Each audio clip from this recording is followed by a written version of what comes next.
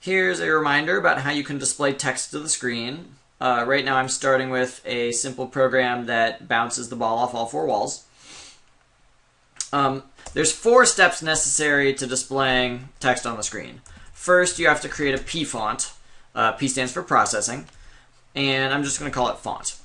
So this is a variable that will hold the font that we want to use. Step 2 is you actually have to create that font and save it into the variable. So you use the create font command.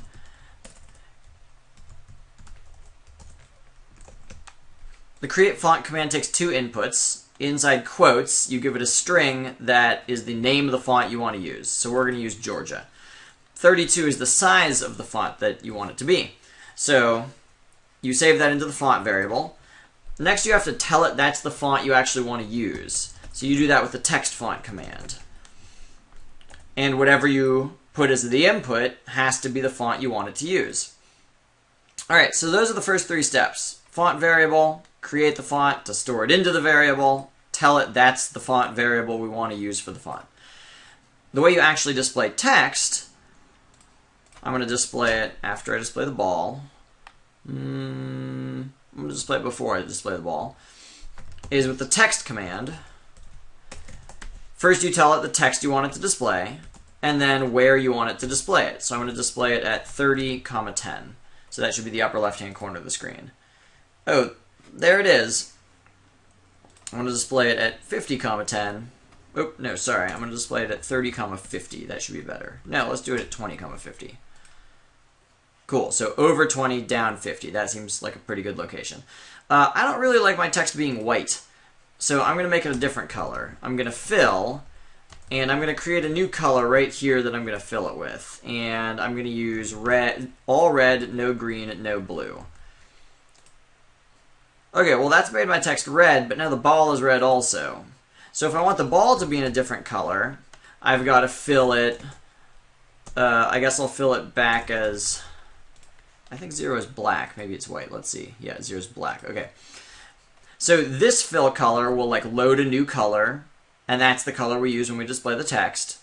Then this fill color will load a different color, and that's the color we'll use when we draw the ball. So when you want your things to display in different colors, you've got to have a fill command that loads the correct color directly before you draw whatever it is you're trying to draw. Alright, let's say I want it to display how many times it's bounced off the walls. I'll need a variable called numBounces, and I'll set numBounces to be 0. Because that's how many bounces I've started out with. And now I've got to think, where do I want to make number of bounces bigger? If I just say numBounces equals numBounces plus 1 right in here, that's going to happen many times a second. Oh, I'm not displaying it yet. I'm still displaying high. So instead of displaying high, let's display numBounces. So this number is now what I'm telling my text command to display. And you see it's counting up really fast. This is actually cool because if you want like a timer in your game, you could have a timer be this way. But I actually only want this to go up when the ball actually bounces. So instead of putting this in draw, which is running all the time, I'm thinking I'm going to put it inside the if statement that tests for the event that I care about. What's the event that I care about? Well, here I'm testing for the event where the x-coordinate of the ball is bigger than 600. In other words, the event where the ball has hit the right-hand wall.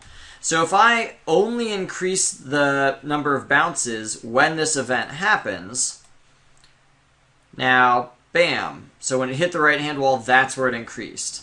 I actually want it to happen every time it hits any of the walls. So because I have a separate test for whether or not it's hitting each wall, I'm going to need to put it inside all of the if statements for all of the different possible times that I would want it to increase. So now it's going to increase when I've hit every single wall. Okay, I hope you enjoyed this.